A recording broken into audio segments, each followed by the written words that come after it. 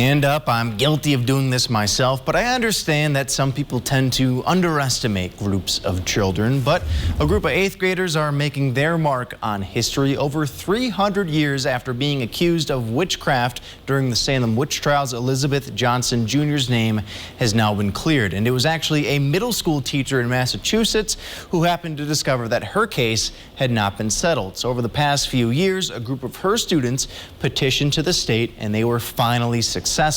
Johnson's name has been added to a 1957 resolution that clears the name of so-called witches. You know, Jeff and I, like any co-workers, tend to bicker at one another, but our angry rantings usually stay inside the walls here at the station. But for folks like John Lennon and Paul McCartney, their arguments are on full view for the public to also bid on.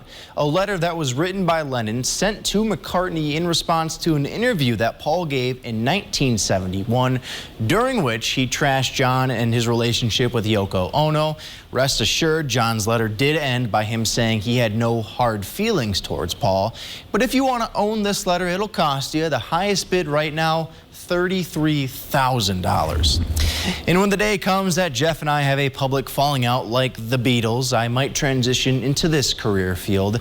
Mattress brand Casper is offering professional napper positions. The job requires folks to sleep through anything and then post social media content for the company. And of course, you'll need a, quote, exceptional sleeping ability.